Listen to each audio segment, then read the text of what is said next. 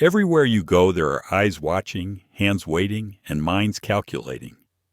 In your job, in your social circle, in the political world, even in your family dynamics, the moment you become visible, you also become vulnerable. Success attracts attention, and attention invites judgment, rivalry, and sometimes outright attack. This is not a flaw in you, it is the nature of human groups. People instinctively test strength, and they instinctively move against weakness when they sense it. The tragedy is that most people stumble into this trap without realizing it. They mistake being quiet for being safe, being compliant for being protected. But passivity doesn't repel predators. It draws them in. When you keep your head down, hoping to be overlooked, you're signaling that you can be taken without a fight. Ask yourself honestly, right now, are you somebody's easy mark? Do you present yourself as someone who will absorb blame, who will take the cutback, who will be the scapegoat, who will be ignored when credit is given and used when work must be done? If that question unsettles you, good. It should.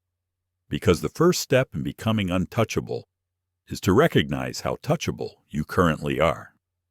Power, influence, and visibility do not automatically come with armor. You must build it. You must develop a way of moving through the world that does not announce vulnerability and does not give others a clear target to hit. In this video, we are going to draw directly from Machiavelli's cold, unsentimental understanding of power to build what I call the shield of strategy. A set of habits and tactics that allow you to be seen without being seized, to be known without being predictable, to be influential without being a victim.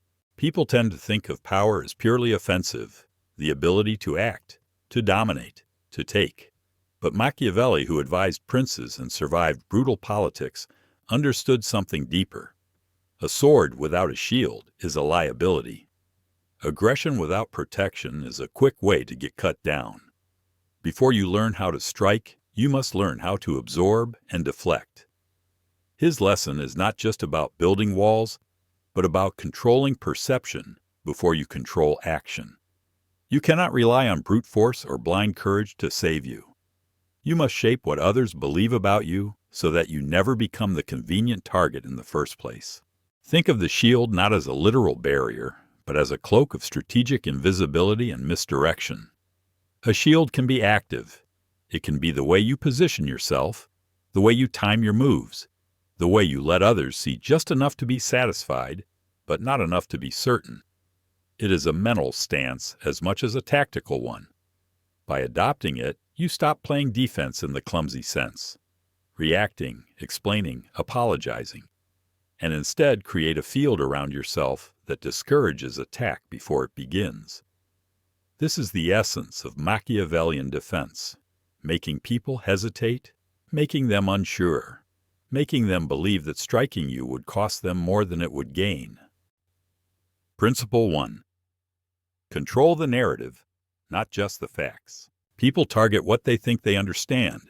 They attack patterns they can predict. If your motives, your routines, your alliances are obvious, you become an easy chess piece to capture. This is why controlling the narrative around yourself is more powerful than simply controlling the facts. Facts can be uncovered. Stories have to be crafted.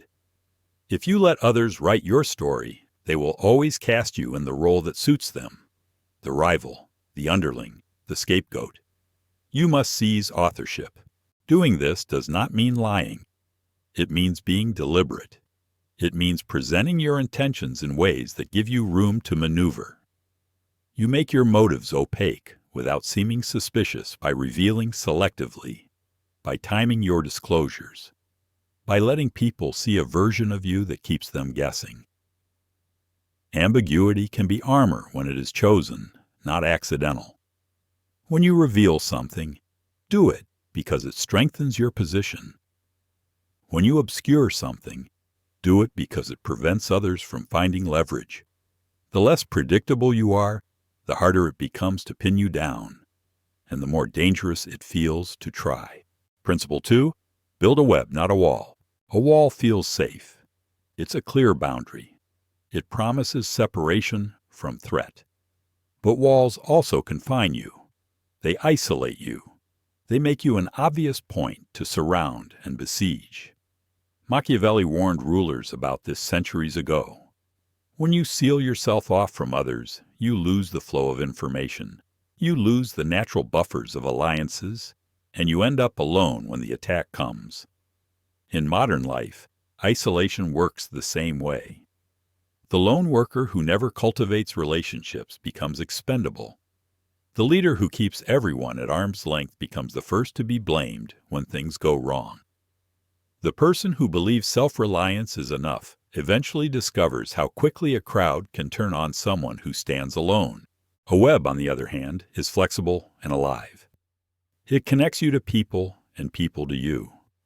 When you invest in alliances, when you nurture networks instead of retreating behind walls, you create layers of defense that are invisible but real. Colleagues defend you because your success supports theirs. Friends and allies tip you off to danger before it reaches you. Even adversaries hesitate because they know that striking at you will ripple outward and disturb others who might retaliate. A well-woven web does not make you a hostage to others. It makes you less attackable because you are not a single point of failure. You're a node in a larger structure, and harming you becomes more costly than leaving you alone. Building a web also requires skill. Not all relationships protect you, some entangle you. Machiavelli understood the difference between alliances of convenience and alliances of dependence. The key is to offer value without becoming beholden. You give enough to cement goodwill, but maintain enough independence to move freely. When done correctly, you gain more eyes, more ears, and more shields than you could ever build on your own. This is the opposite of weakness. It is strategic interdependence, and it is one of the strongest forms of defense a person can construct in any competitive environment. Principle 3, master the art of anticipation. Most people live reactively. They wait for events to unfold, then scramble to respond. By the time a threat is visible, it's already halfway to striking. Machiavelli's enduring lesson is that foresight is the true power. Anticipation turns you from prey into someone who is simply never in the wrong place at the wrong time. It lets you shape the field before others know the game has started. Mastering anticipation begins with sharpening your perception. You train yourself to notice patterns in people's behavior, to read the mood in a room, to track the small signals that precede bigger moves. Someone starts asking questions they never asked before. A policy shifts slightly. A competitor suddenly goes quiet. Each of these is an early tremor of an oncoming strike. Instead of waiting for the blow, you adjust your position quietly, subtly, so that by the time the hammer falls, it hits air. Preparation can be as simple as having an exit plan for a project, as complex as moving resources before a rival realizes they're needed. Subtle countermeasures are invisible because they're enacted before the crisis. People think nothing happened because nothing explodes. But that's the point.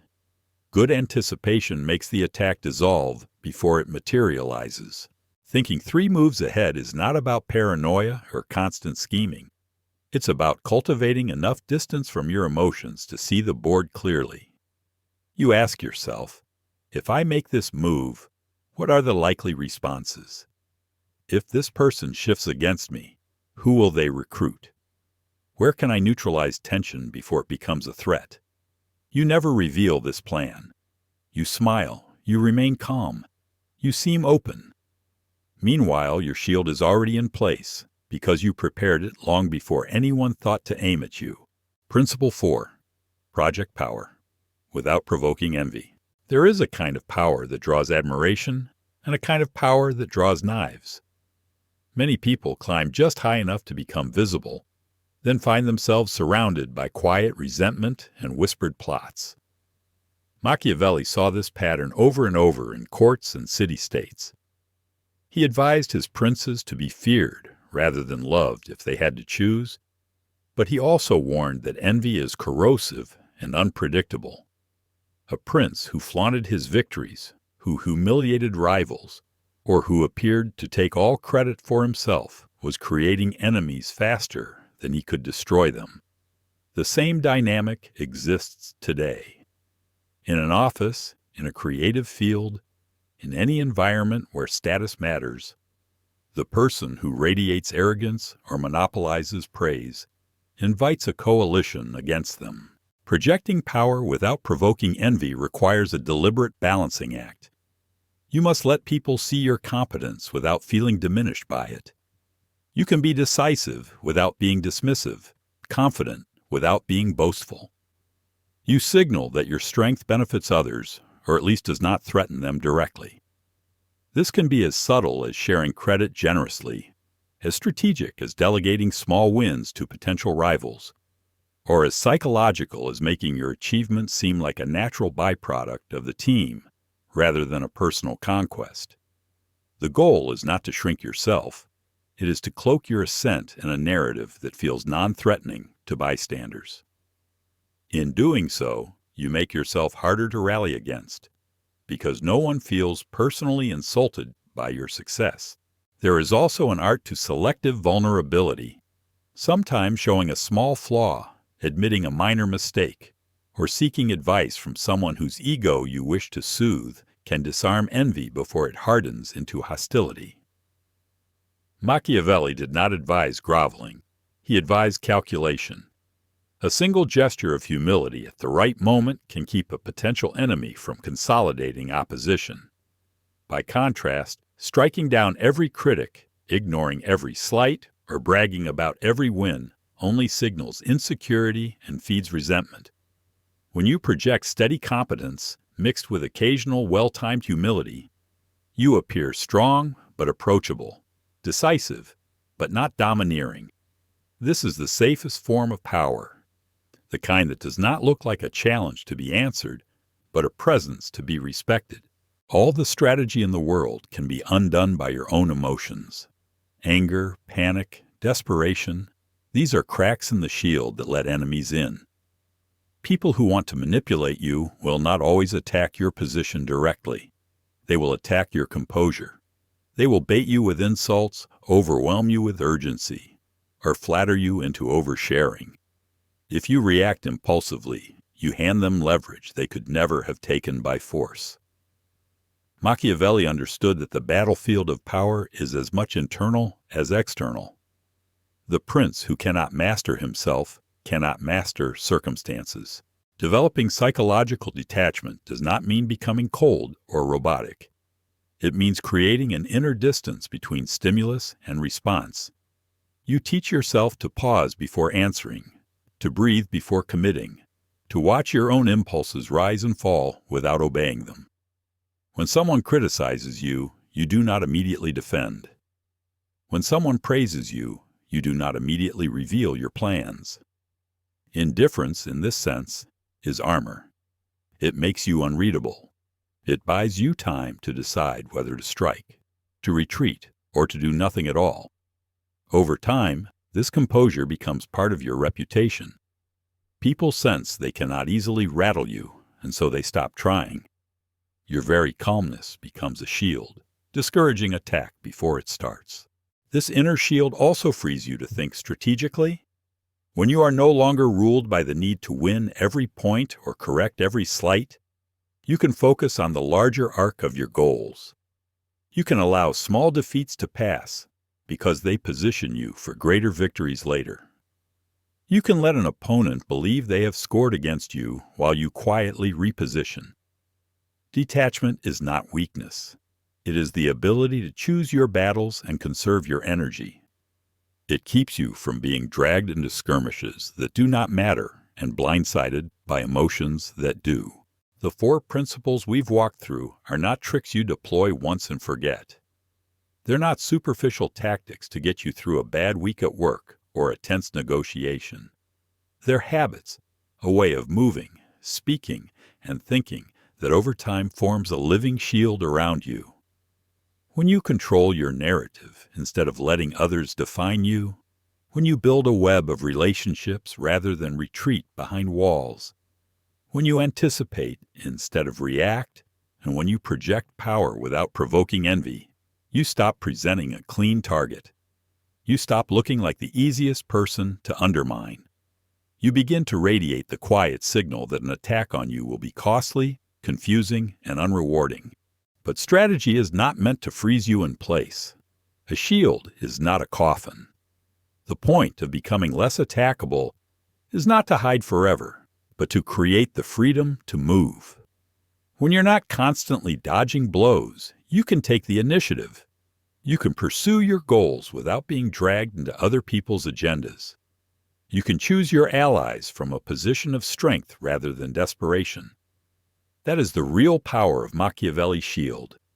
It gives you space to act, and to act on your own terms. Inaction, by contrast, is still a choice, and usually the worst one. If you drift through your work or your relationships hoping not to be noticed, you're already inviting the predators. If you tell yourself you'll build alliances later, you're already isolated. If you react instead of anticipate, you're already behind. Every day you postpone strategic defense, you make yourself more exposed. The sooner you start building your shield, the sooner you stop bleeding time, energy, and opportunity into conflicts you didn't choose. So as this video ends, imagine yourself at the center of a field. Around you are eyes, motives, ambitions. Some neutral, some friendly, some quietly hostile. You cannot control them, but you can control the image you project, the alliances you weave, the foresight you cultivate, and the calm you embody. You can decide to stop being a target and start being untouchable. That is the Machiavellian way. Not cruelty, not paranoia, but preparation, perception, and composure. Build your shield of strategy. Carry it with you every day, and then step forward.